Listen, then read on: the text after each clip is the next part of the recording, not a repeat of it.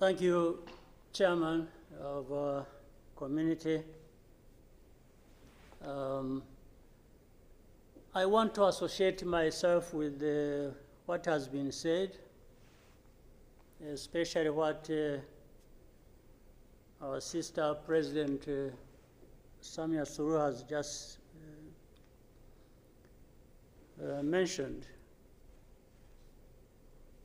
But before that, let me raise a couple of questions maybe to guide us. I don't know if that is possible. One, is there anybody among us who did not see this coming? I for one, I saw it coming to be where we are now. I saw it coming because I did not see who was taking charge of the process, who was listening, who was trying to provide any kind of guidance as to what we should be doing from one thing or one day to another. And by this, I want to also ask, as the East African community, what did we want from the beginning, or what did we do about that? What are we doing now, and what do we want to do for where we want to go? Because exactly like President Samia has mentioned, if it is talking about problems and defining them, and I think we have been very eloquent. We have talked about all kinds of things. But when do we match what we are saying and what we are doing so that we get to what we want? When do we come to that? I haven't seen it. President, I asked last time in our meeting, the last summit, where is East African community, or does it exist? And exist for what? By the way, even now, the person or the country we are talking about is not represented as we are discussing. And it is supposed to be, the country is supposed to be part of East Africa, but nowhere to be represented. So I'm not sure what bearing what we are discussing has on what happens in the process of finding a solution in this country. I'll move on.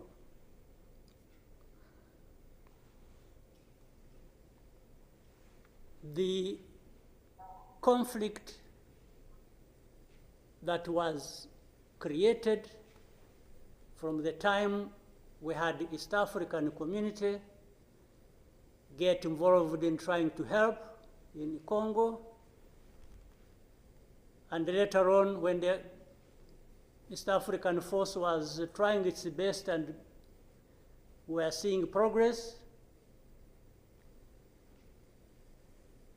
Tshisekedi decided they are not doing what he wanted and went to SADC. SADC agreed they would come and do what he wanted and sent everybody packing. And that we complied and kept quiet. What really did we expect to come out of this? Now, worse still, I think even in East Africa itself, ourselves,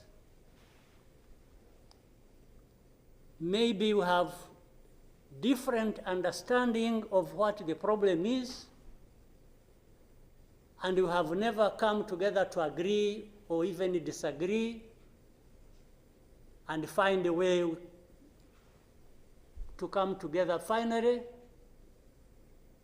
to do what we ought to do to deal with this problem. Or we simply decided, each country, to move on its own with a different agenda arising out of involvement or whatever in Congo, and that was enough. If your interests were catered for by Tshisekedi, that was fine, even if the others' interests or concerns were not taken care of.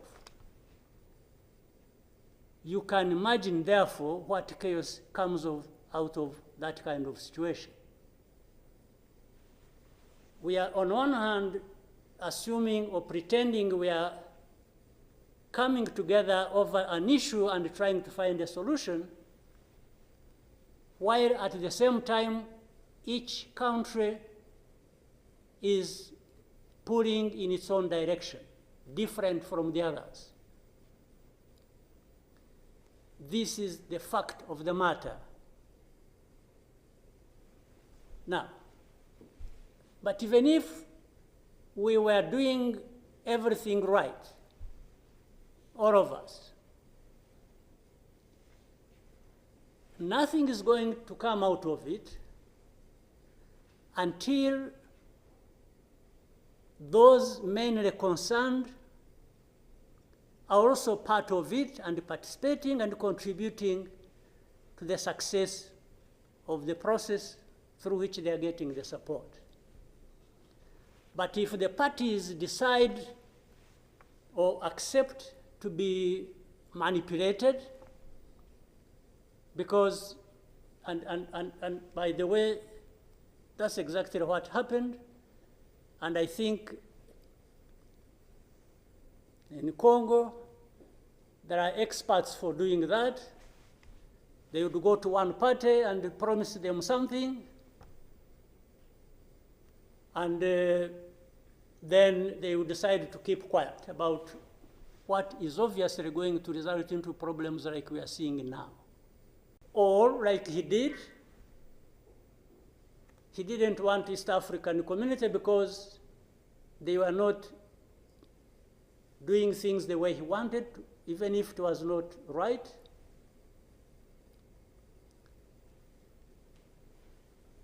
He got rid of them and he decided to bring in SADC. SADC was, without any question, coming to assist Tshisekedi to fight alongside FDLR, these murderers of our people here in this country, to fight against mercenaries, and to have Burundi on ethnic political basis decide to support Tshisekedi in whatever endeavor, including exactly doing what those murderers did to our people and what they are doing in Eastern Congo. They have displaced people, they have killed people, they have persecuted them on a daily basis for who they are.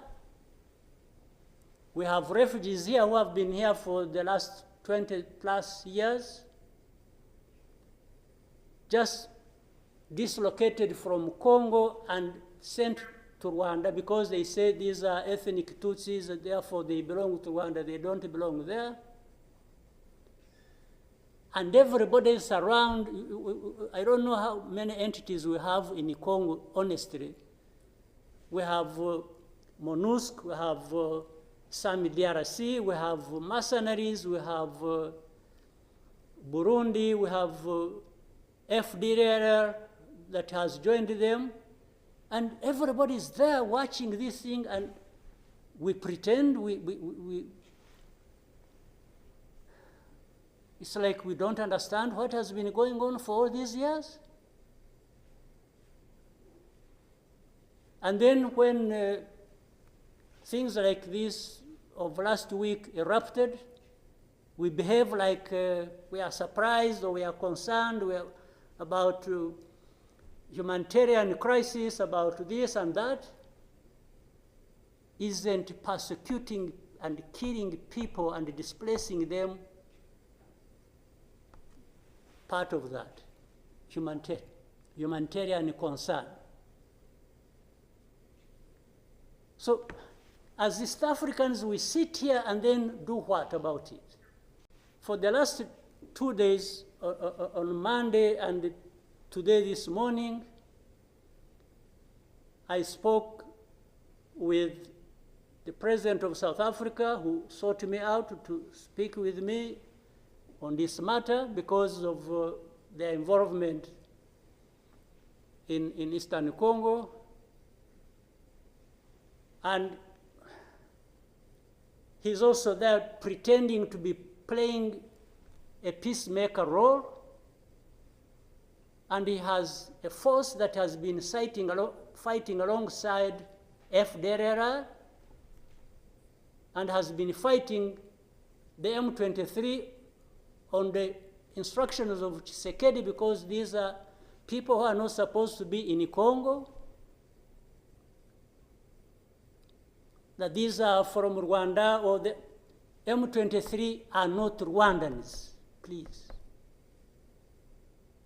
These are Congolese, and one time he accepts it, then another time he says, no, part of it is yes, and then the other part is from Rwanda, and these are He keeps on going. And how do we, leaders of our own countries, accept this to go on forever and just accept that we shall be manipulated by Tshisekedi or whoever is supporting him? And South Africa dares even issue threats about what is likely to happen after that, and so on and so forth. Of course, we will see what threats they are talking about. Maybe they should have done that exactly for which they have been issuing threats. They should have done it to clean up the mess in Eastern Congo, or to fight back those who have been trying to clean up the mess.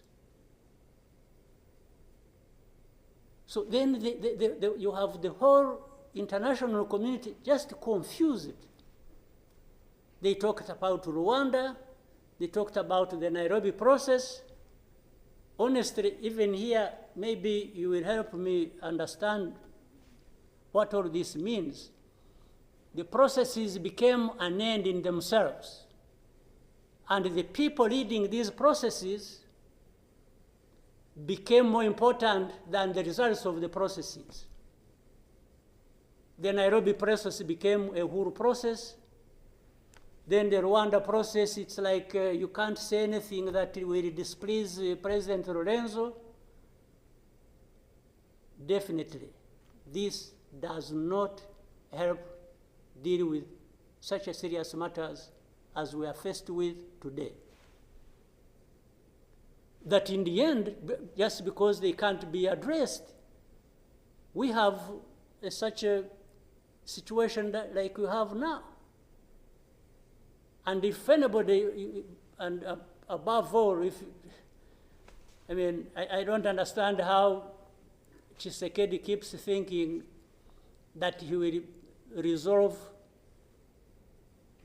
the problems to do with rights of people militarily.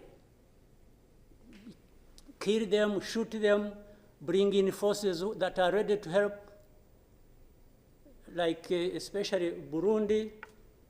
Well, I don't know whether that has been helpful for the last few days or weeks, they have been doing that.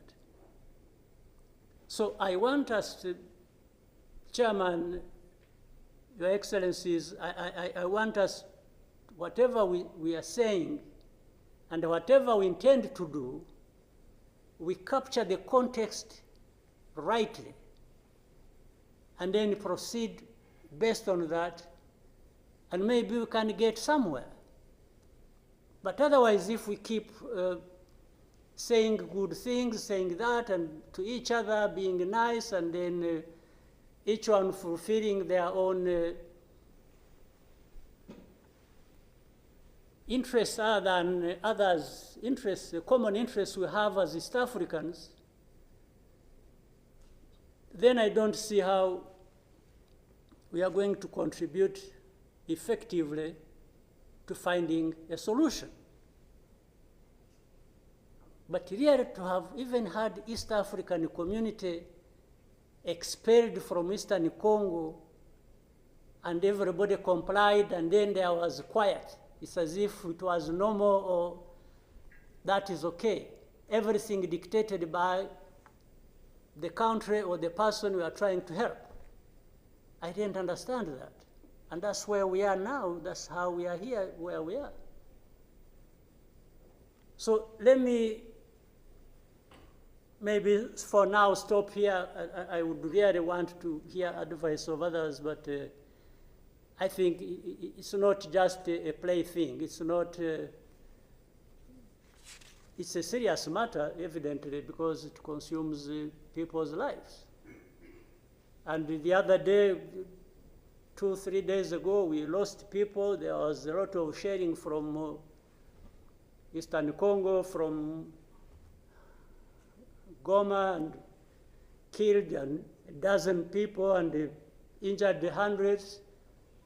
We will definitely take care of that. There's no question about it. Thank you, Mr. Chairman.